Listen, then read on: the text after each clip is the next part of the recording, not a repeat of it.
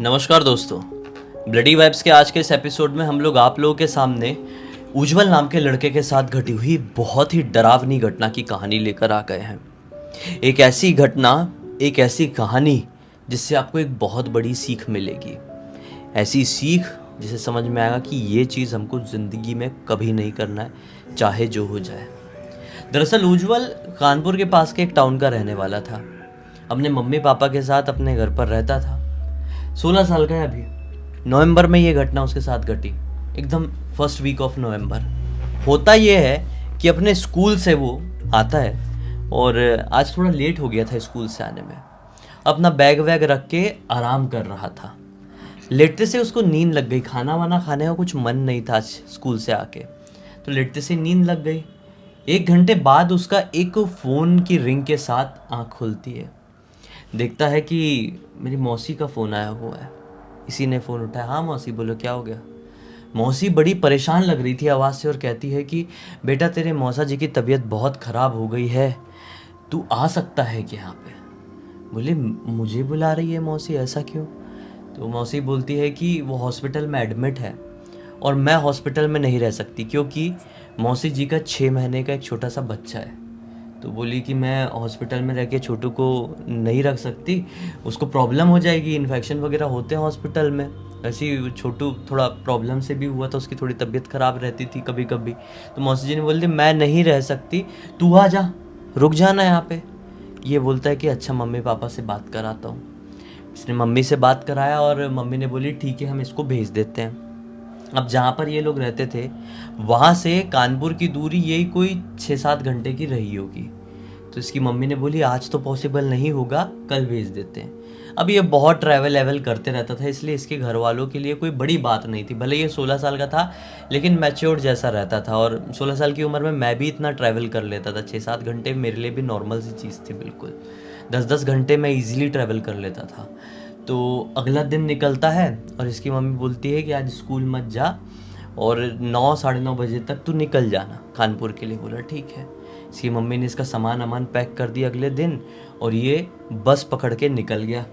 कानपुर पहुंचा। वहाँ पे पहुँच के थोड़ा फ्रेश व्रेश हुआ, थोड़ा रिलैक्स किया। अब मौसी ने बोली रात हो गई है, ये खाना लेके जा, मौसा जी को खिला देना और रात में वहीं रुकना, फिर सुबह तू आ जाना, फिर नाश्ता लेके जाना। चलो अच्छा है। ये हॉस्पिटल डब्बा वब्बा लेके पहुंच गया अपना। मौसा जी ने खाना खा लिए, इसने भी बढ़िया, वहाँ पे एक एक्स्ट्रा बेड मिला हुआ है, वहाँ पर आराम किया। सुबह हो गई, ये आ गया। कुछ नहीं, अभी तक कोई गड़बड़ नहीं हुई है, हॉस्पिटल में कुछ प्रॉब्लम है ही नहीं, हॉस्पिटल तो बढ़िया है। अब होता ये है कि ये मौसी जी के घर पे जब वापस से आया तो आते आते इसको इसके 3 दोस्त दिखाई देती है। मौसी जी के घर कानपुर ये आता जाता रहता था, इसलिए मोहल्ले पड़ोस में इसके हम उम्र लड़कों से दोस्ती हो गई थी। तो इसको देख लिए। अरे बोले उज्जवल तू कब आ गया। तो उज्जवल ने बोला अभी आया हूँ और मौसा जी की तबीयत थोड़ी ख़राब है तो हॉस्पिटल में आना जाना चल रहा है, इसलिए तुम लोगों से बात नहीं कर पाया। बोले ठीक है तू जा, थोड़ा आराम कर, फिर हम मिलते हैं, दोपहर में आते हैं। तो ये गया घर पे, थोड़ा रिलैक्स विलैक्स किया। फिर मौसी जी बोलती है कि मैं सब्ज़ी लेने के लिए जा रही हूँ तो थोड़ा आराम करना, फिर रात में तेरी अच्छे से नींद नहीं हो पाती होगी। बोला ठीक है। मौसी जी गई है, इसके तीनों दोस्त आ गए। तीनों दोस्त आए हैं इसे घर पे। तो ये अपने मोबाइल में ना ब्लडी सत्य का वीडियो लगा के रखा हुआ था। जस्ट कोई वीडियो प्ले करने ही वाला था, इसके दोस्त लोग आए और इसने प्ले की बटन दबाया। तो दोस्त लोग आए, बोले अरे हम लोग आए और तू क्या वीडियो प्ले कर रहा है, किसका वीडियो देख रहा, दिखा भला। तो इसने बताया कोई ये हॉन्टेड होटल की रियल हॉरर स्टोरी है ब्लडी सत्य की, मैं देख रहा हूँ वो। तो बोले अच्छा तो रियल स्टोरी बताता है ब्लडी सत्य। तो इसने बोला हाँ, सारी भूतिया कहानी रहती है, डरावनी डरावनी। बोले अरे अगर भूतिया कहानी सुनना है तो हम भी तुझे बता सकते हैं। इसके दोस्त लोग बोलते हैं। ये बोलते हैं क्या क्या भूतिया कहानी क्या। बोलते बिल्कुल रियल घटना है भाई। ये जो अपना घर है ना, इसके पीछे से जो एक गली जाती है। बोला हाँ गली जाती है, वहाँ पे थोड़ी आगे जाके आउटर में एक सरकारी स्कूल है। बोला हाँ सरकारी स्कूल है। बोलता है दोस्त बताता है कि वो सरकारी स्कूल भूतिया है। बोले अच्छा भूतिया है, इन लोगों की ये बात हुई है। ये पूछने ही वाला था कैसे भूतिया है बता भला, और वो स्कूल अभी भी है कि अब खंडर हो गया, ये सारा पूछ ही रहा था कि उतने में मौसी जी आ गई। तो इसने मौसी जी के सामने ही पूछ लिया, मौसी जी ये लोग बता रहे हैं कि वो पीछे का जो आउटर एरिया वाला वो एक स्कूल है वो भूतिया है। मौसी जी बोलती है अरे नहीं नहीं ऐसा कुछ नहीं है, फालतू बातें कर रहे हैं लोग, कोई स्कूल भूतिया होता है क्या, वहाँ पढ़ाई करने के लिए बच्चे जाते हैं। बोले नहीं मौसी बता, बोले नहीं ये कोई भूतिया नहीं, तू निकाल दिमाग से, तो आराम कर अभी आराम करने लगा। फिर दोस्त लोग घर चले गए, लेकिन इसके दिमाग में वो बात बैठ गई कि कैसे दोस्तों ने बताया वो स्कूल भूतिया है। इसको वो जाने का मन करने लगा बिल्कुल कि मैं वहाँ पे जाऊँ, उसको एक्सप्लोर करूँ, उस जगह को समझने की कोशिश करूँ। और मौसी जी भी कुछ छुपा के कुछ बोल रही थी, क्लियर नहीं बोल रही थी। जब कोई कुछ छुपा रहा होता है ना, तो उसकी आंखों में, उसकी आवाज़ में, उसके टोन में समझ में आ जाता है। अब इसने सोच लिया मन में कि एक काम करता हूँ, अभी मौसी जी को बोलूँगा तो मौसी जी मुझे कतई जाने नहीं देगी। रात होगी, मौसा जी के लिए जब हॉस्पिटल में खाना लेकर जाऊँगा तब कोई बहाने से निकल जाऊँगा और स्कूल घुस जाऊँगा, एक्सपीरियंस करूँगा। यहाँ पे एक साइकिल भी थी, साइकिल से ही जाता था हॉस्पिटल। साइकिल उठाया, मौसा जी कभी कभी चलाते थे वो वाली साइकिल, तो ये भी यूज़ करता था। तो इसने साइकिल से उठाया, डब्बा वब्बा लेके हॉस्पिटल पहुंचा। मौसा जी ने खाना खाया, मौसा जी को नींद की झपकी लगी। बोला मौसा जी सो जाओ, आज खाना बहुत ज़्यादा हो गया, मैं बाहर टहल रहा हूँ, 10 मिनट में आके सो जाऊँगा। मौसा जी ने बोले ठीक है टहल बेटा। तो मौसा जी तो सो गए टेंशन फ्री हो के कि ये भी आके सो जाएगा, लेकिन इसकी सोने की कोई प्लानिंग ही नहीं थी। इसकी प्लानिंग थी उस भूतिया स्कूल में जाने की। ये अपनी साइकिल उठाया, आधी रात गए हॉस्पिटल में, किसी को कुछ खबर ही नहीं। ये पहुंच गया उस स्कूल के सामने, देखा कि स्कूल में तो एक ताला लगा हुआ है गेट में, गेट भी जंग खाया हुआ दिख रहा है। और इस स्कूल की स्थिति देखकर लग नहीं रहा है कि यहाँ पर कोई पढ़ाई लिखाई करने के लिए आता होगा। इसने सोचा कि एक काम करता हूँ, गेट से अंदर कूद जाता हूँ। ये गेट से अंदर कूदने की कोशिश किया, लेकिन गेट वेट इस तरीके से मुड़ा हुआ था, ऊपरी हिस्सा उसका, कि कोई चाहकर भी अंदर कूद नहीं सकता था। ऐसा लग रहा था किसी ने इंटेंशनली इस गेट को ऐसा कर दिया है कि कोई अंदर ना घुस पाए। इसने बोला अब तो और क्यूरियोसिटी हो रही है यार, किसी ने इस गेट को ऐसा क्यों बना दिया है कि कोई भी अंदर ना घुस पाए, तो मैं जाके ही रहूँगा। इसने पत्थर उठाया, एक पत्थर से खट खट खट करके वो ताला तोड़ दिया। ताला तोड़कर अंदर घुसा भैया। जैसे ही अंदर घुसा है ना, तो जैसे देखो एक कमरा था अंदर घुसने का, उस कमरे से और अंदर जाओ ना, तो बीच में यानी स्कूल के अंदर ही बीच वाले पोर्शन में एक मैदान जैसा था छोटा सा, और उसके चारों तरफ ऐसे सर्कल में क्लासरूम बने हुए थे। ये उस मैदान जैसे में पहुंचा ही है कि इतने सारे चमगादड़ वो पूरे क्लासरूम्स को ढके हुए थे, जिसकी कोई लिमिट नहीं। सब चढ़ चढ़ चढ़ चढ़ चढ़ चढ़ चढ़ चढ़ करके इधर उधर उड़ने लगे। ये बहुत ज़ोर से डर गया चमगादड़ भाई। चमगादड़ों की हिस्ट्री बहुत अच्छी है नहीं दुनिया के लिए, तो अपने आप को बचाते हुए किसी चीज़ का सहारा लेके छुपा है। अब चमगादड़ खाली हुए ही हैं कि इसको एक क्लासरूम के दरवाजे के पीछे से खड़ खड़ खड़ खड़ खड़ खड़ खड़ खड़ करने की आवाज़ सुनाई दी। इसने उस दरवाजे की तरफ बड़े ध्यान से देखा, क्या पाया कि उस दरवाजे को कोई अंदर से पकड़ के हिला रहा है। दरवाज़ा बंद है प्रॉपर बाहर से, उसमें वो जो लॉक रहता है ना पुराने ज़माने का, वो जो सांकल क्या बोलते हैं उसको, वो लगी हुई थी लोहे की। सलाखें। हाँ नहीं सलाखें नहीं यार, वो ऐसे एक कुंडी जैसी होती थी, पतली सी लोहे की होती थी, तो वो तो लगी हुई है और अंदर से पकड़ के ऐसे कोई हिला रहे थे। उसने बोला कि यार ये बाहर से ताला बंद है इसमें, तो अंदर कौन है, तो कौन है अंदर, कौन है वहाँ पे। ऐसा बोलते बोलते बड़ी हिम्मत करते हुए ये उस दरवाजे के पास पहुँचा है, लेकिन अंदर से कोई रिस्पॉन्स नहीं आ रहा। इसने सोचा कुछ तो गड़बड़ है, अंदर कोई भूत प्रेत नहीं है, कोई गलत काम होते हैं, यहाँ पे किसी को बंद करके रखा गया है। हो सकता है किसी ने अगवा करके रख लिया है, कुछ भी। मैं निकालता हूँ, मैं हीरो बन जाऊँगा। इसने मोबाइल की फ्लैशलाइट चालू की अपने, और जैसे ही दरवाजे के पास पहुँचा है, अंदर वो जैसे दरवाज़ा है ना थोड़ा पुराने ज़माने का, उसमें गैपिंग हो रही थी, कोई ऐसा ऐसा अंदर से ऐसा ऐसा कर रहा था। वो गैपिंग से अंदर देखा है तो क्या पाया, एक आदमी जो कि पूरी तरीके से जला हुआ दिखाई दे रहा है।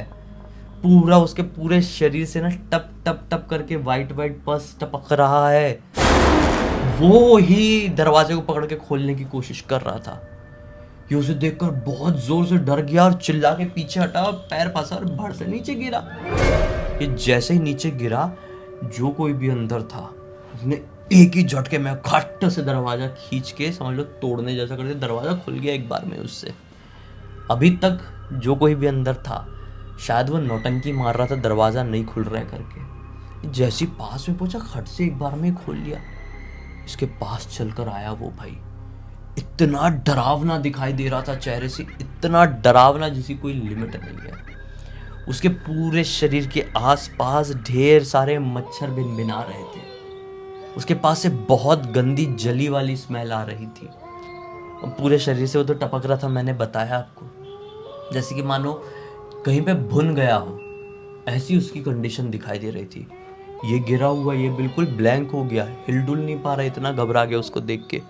वो इसकी इतना नज़दीक से आया है, इसकी तरफ हाथ बढ़ाया और इसको इतना ज़ोर के डर लगा। और कई बार डर ऐसा होता है, इतना ज़ोर के डर लगा कि इसने आँख बंद कर लिया और ये बेहोश।